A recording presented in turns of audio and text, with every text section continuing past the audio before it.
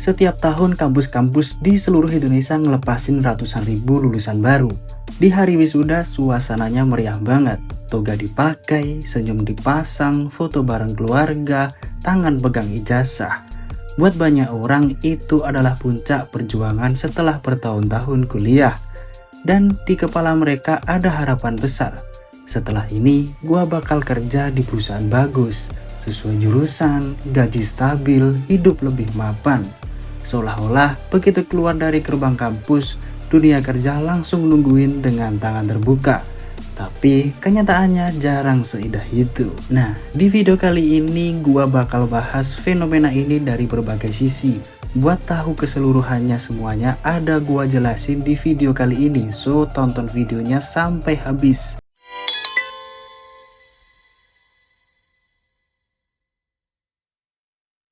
Beberapa bulan setelah wisuda, kenyataannya mulai terasa. Banyak fresh graduate yang kirim lamaran ke puluhan bahkan ratusan perusahaan, tapi nggak ada kabar. Ada yang nungguin panggilan interview berbulan-bulan, tapi ujung-ujungnya ditolak juga. Ada juga yang sebenarnya dapat kerjaan, tapi ditolak karena ngerasa ini tuh nggak sesuai sama gelar gua. Waktu terus berjalan. Dari yang awalnya optimis, lama-lama mulai insecure. Awalnya masih semangat bikin CV baru, ikut job fair, daftar di LinkedIn. Tapi makin sering ditolak, makin muncul pertanyaan dalam diri. Salahnya di mana ya? Apa gue nggak cukup bagus? Apa kuliah gue sia-sia? Dan ketika pertanyaan itu nggak ketemu jawaban, salah satu akar masalahnya ada di gengsi.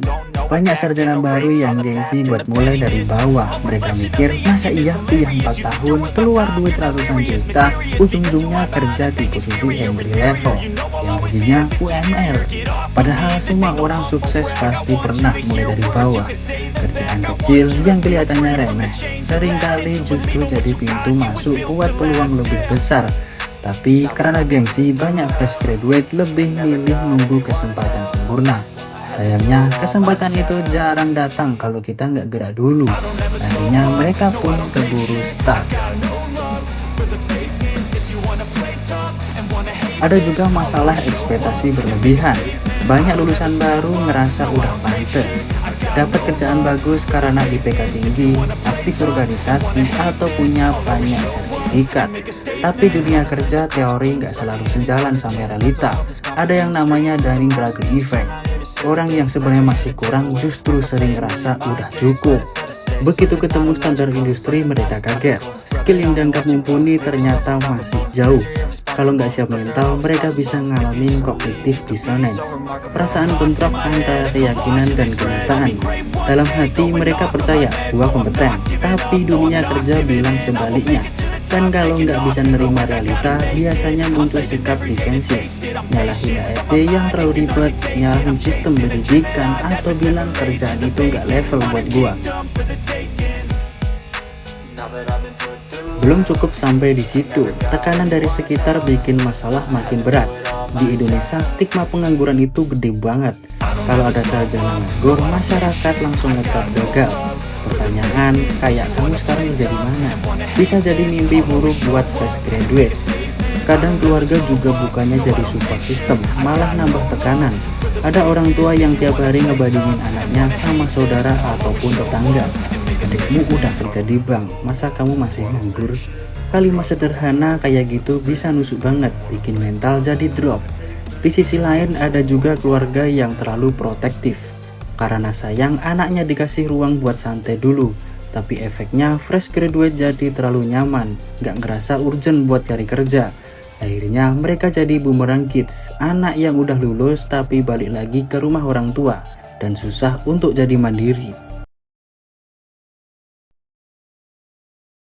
Pengangguran gak cuma soal duit yang gak masuk, tapi juga soal perubahan diri yang kadang gak kita sadari. Awalnya mungkin masih semangat, tapi makin lama nganggur makin banyak efek negatif.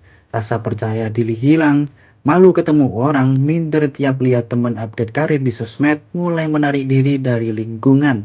Dari sisi psikologi, ini nyambung ke konsep learning happiness.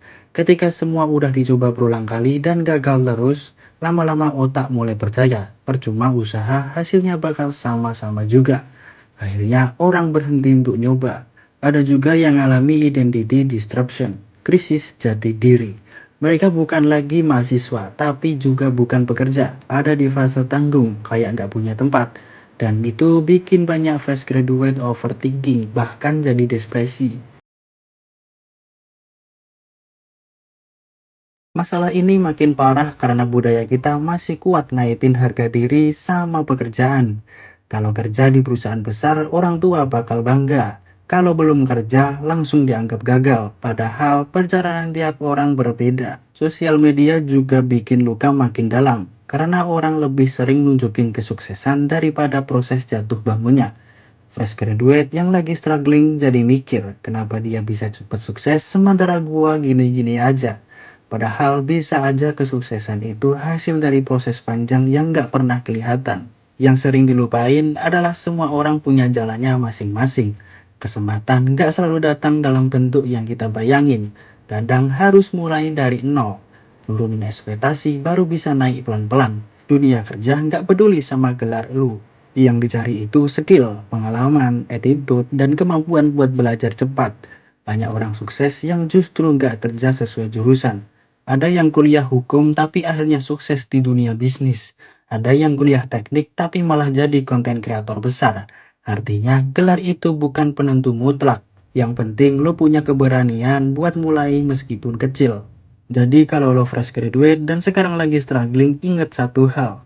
Nggak ada yang instan. Kesuksesan itu hasil dari adaptasi, kerja keras, keberanian buat belajar hal baru. Kalau lo terus gengsi, lo bakal stuck. Tapi kalau lo mau buka diri, mulai dari bawah, pelan-pelan lo bakal nemuin jalan lo sendiri. Dunia kerja itu keras, tapi bukan berarti gak ada tempat buat lo. Yang penting jangan berhenti untuk melangkah. Nah, itu fenomena yang lagi banyak dialami sama fresh graduate di Indonesia. Kalau lu sendiri pernah ngalamin hal kayak gini, share pengalaman lu di kolom komentar.